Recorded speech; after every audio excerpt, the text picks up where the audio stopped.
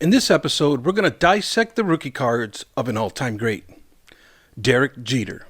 Let's do this.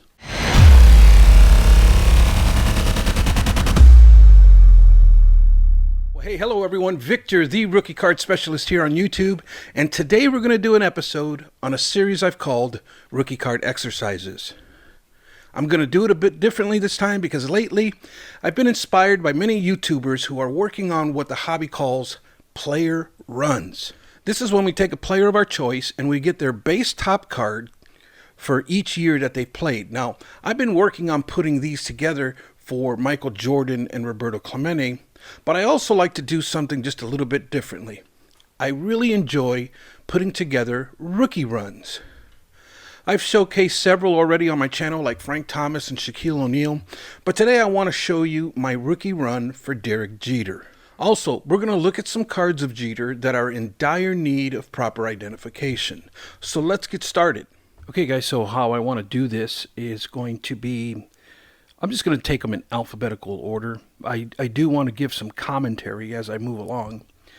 Some things that I find very, very interesting as I study rookie cards. And leading us off here is going to be the 1993 Bowman.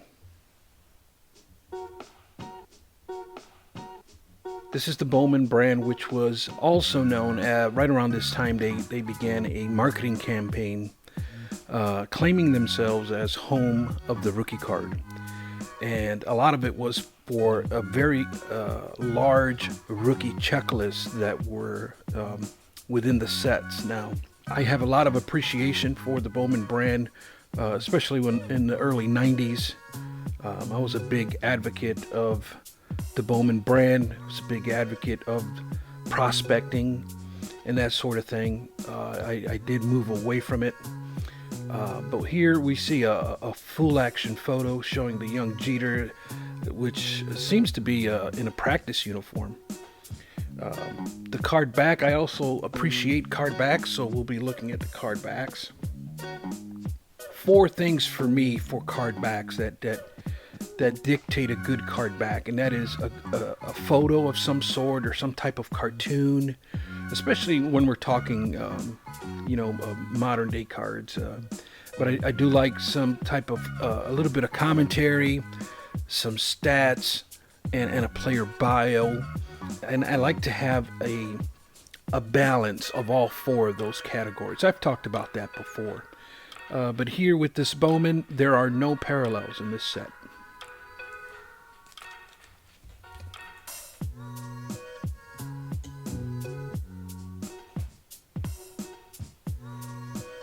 Next, we're going to look at the 1993 Pinnacle.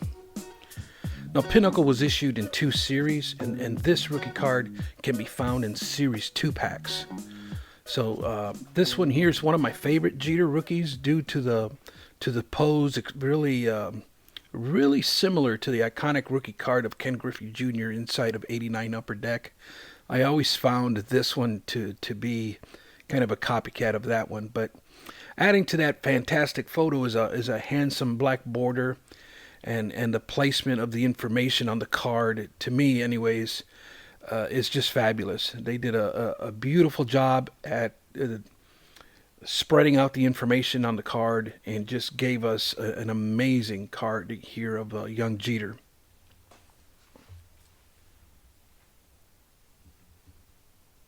The card back, to me, lacks stats, but it hits the mark on everything else. Now, it has a decent card stock, but mint copies, they're going to be difficult to find because of the black borders, not only on the front, but on the back as well. And there are no parallels for this card in this set either.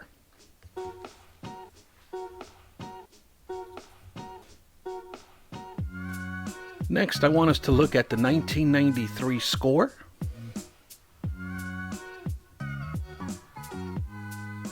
Now, 93 score is a single series, 660 card set. Sorry about that. And it features, some friendly white cardboard stock here on the front and back. And that's going to fare very well for the condition of these cards. We got fantastic full action photo here showing Jeter, I don't know, maybe turning a double play.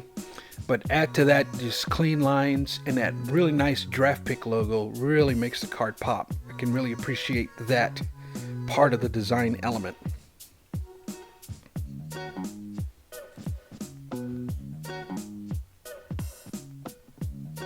The card back gives us a really nice portrait photo here, player commentary, but that's about it. It lacks in stats, it lacks in player bio, but overall a decent rookie card of Jeter. There are no parallels for this card either.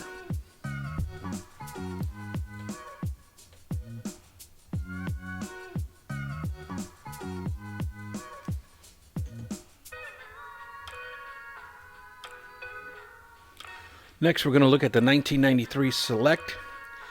Now, this Select was made by Score, and this was, to, at least in my opinion, it was more like a mid-grade level product for Score. But it has a much smaller set size at only 405 cards, and it was issued as a single series. I really like the way they placed Jeter on they placed him in the sky with some clouds. I just think it's really artistic in nature and just an overall, just a beautiful card in my opinion. Now the card back,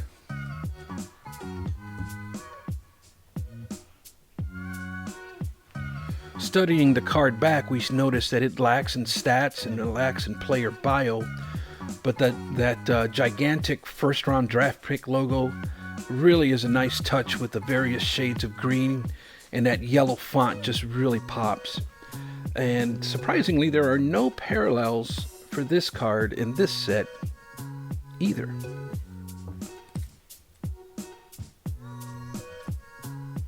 Next, we're going to look at the big boy.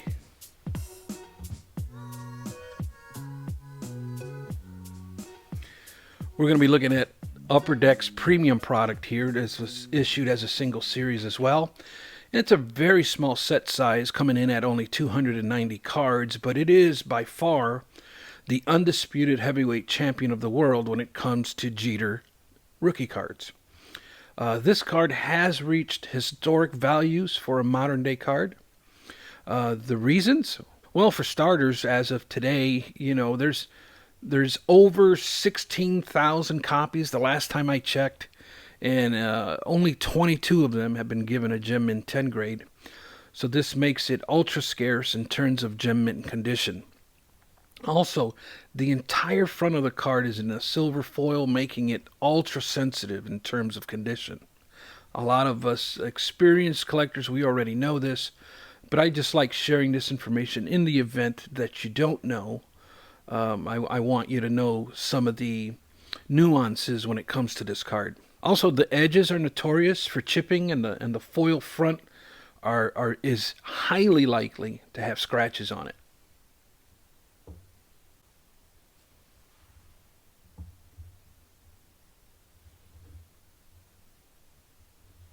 Looking at the card back, this thing is a thing of beauty. Just they did an excellent job in designing the card back as well. Has all the elements necessary for a card back, and they went above and beyond on this one. There are no parallels for this card either. Now, can you imagine if there was parallels to this thing? My goodness.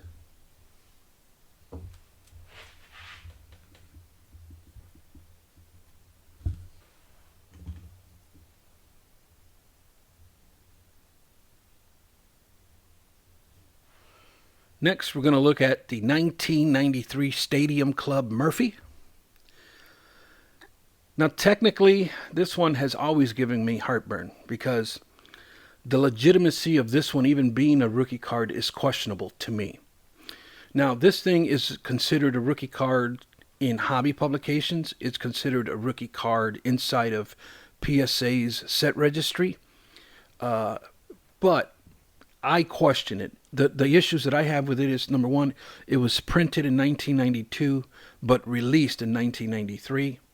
Also, its distribution method was in the form of a 200 card box set and not in pack form and not distributed nationally. I'll leave a picture for you here for it.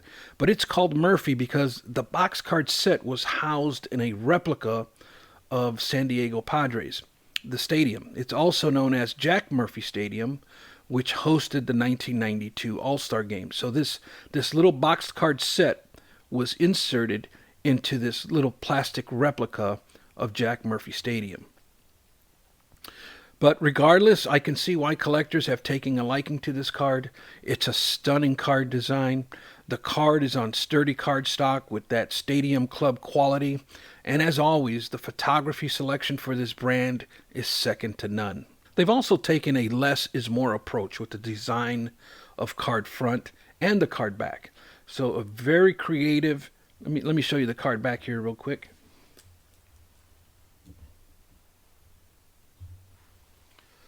They've taken in my opinion, this is how I'm just looking at it.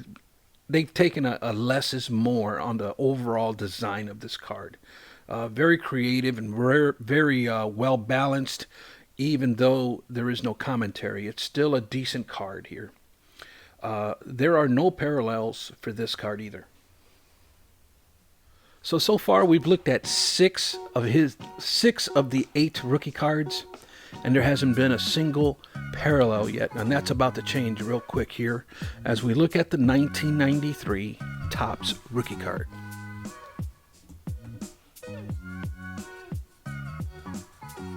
Now the Topps flagship here is a collector favorite, and this is a large, very large 825 card set, split up kind of awkwardly too.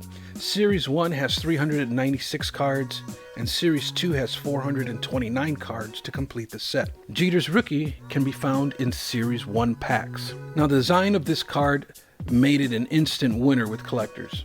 The baseball diamond background is very artistic in nature, and the photo used of Jeter goes nicely with the design. Now, the genius of card design continues in the back of the card as the layout is very colorful, very well balanced, and very thought out.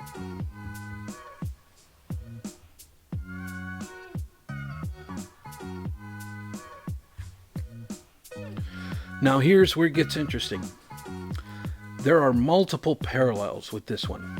Okay, we have number 1, the Topps Gold, found 1 per pack, and several factory sets, including Topps Micro, which is very tiny, like 1 inch by 1 inch or inch and a half by inch cards. There's also a couple of factory sets with a parallel called the Topps Miami Marlins factory set was also released. It was the inaugural, they just made an inaugural factory set because it was the first year of the Miami Marlins, and they did likewise with the Colorado Rockies, which was their inaugural season, but they featured factory sets, which are really identical to the flagship, with the only exception that there was a gold foil stamp that was found on the card front, which really indicated the premiere of these two ball clubs.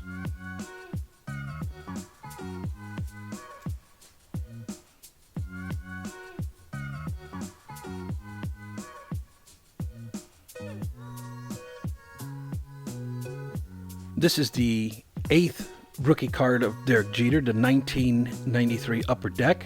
This is rookie card 8 of 8. This is considered Upper Deck's flagship. It's a very large 840 card set split evenly into 2 series. If you're looking for the Jeter's Rookie, it can be found in the Series 2 packs. Now I love the design of this one. It's that top prospect logo at the lower right hand side that really does it for me.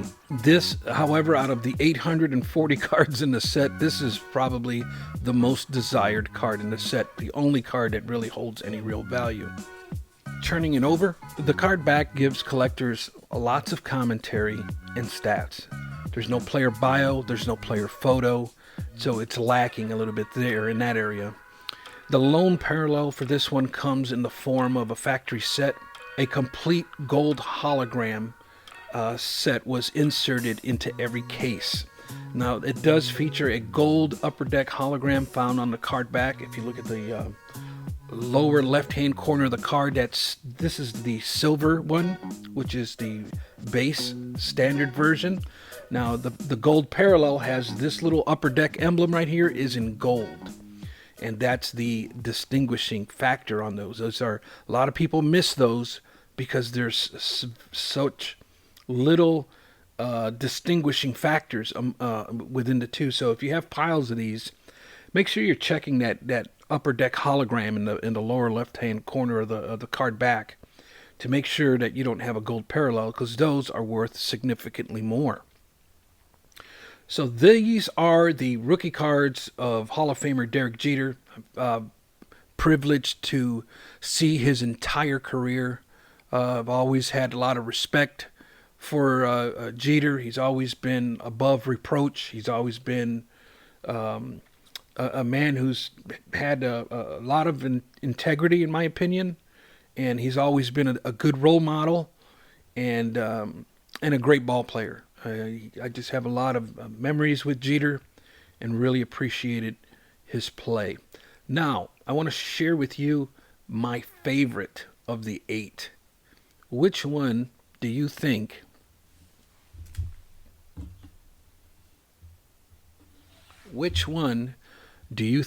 is my favorite?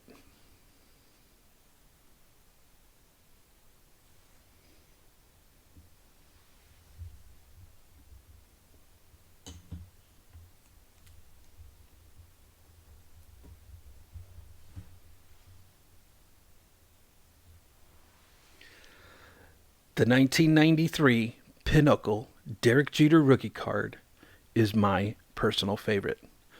Which one is yours? Let me know in the comments down below. Okay, so what we were just looking at were the cards that are officially classified as true rookie cards of Derek Jeter.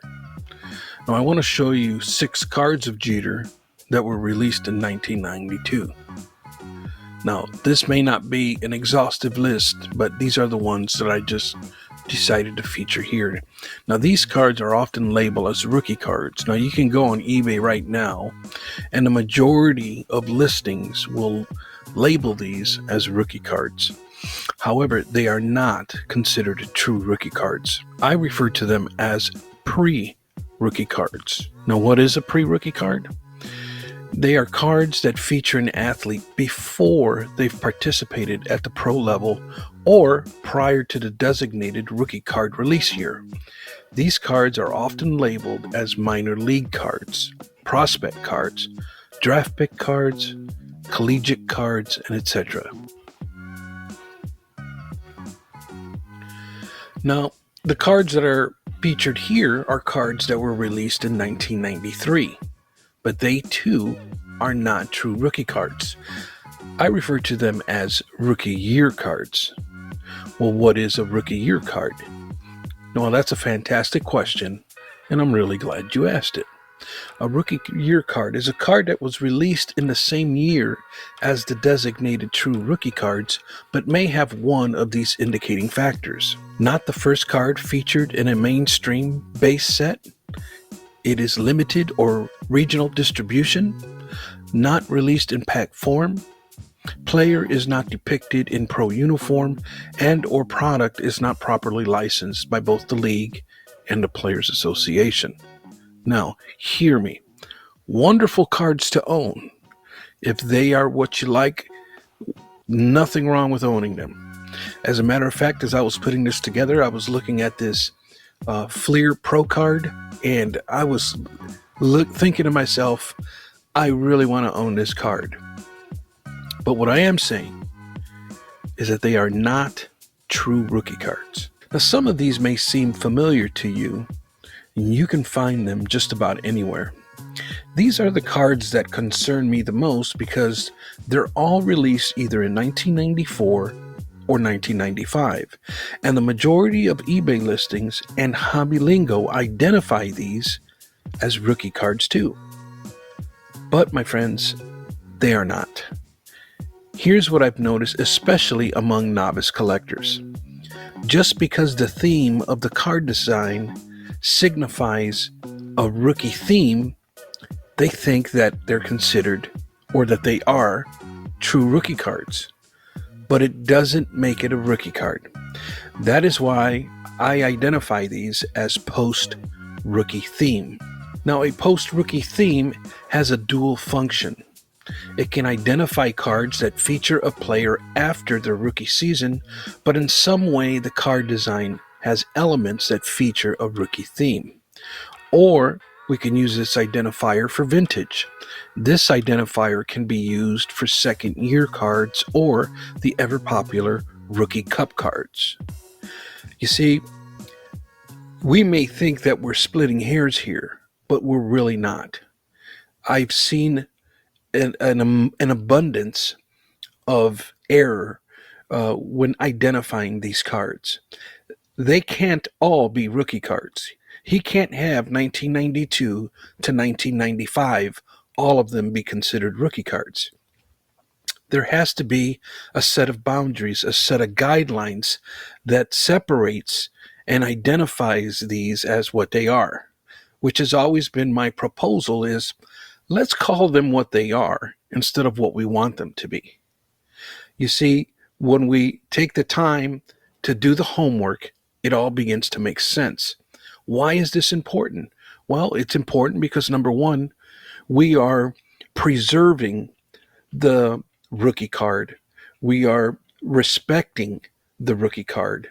And we are getting rid of the muddied waters. We're getting rid of all the confusion about what is and is not a rookie card. Well, hey guys, I hope you found this helpful, but more importantly, I hope you found this entertaining. Thanks for tuning in, and I'm going to catch you on the next one.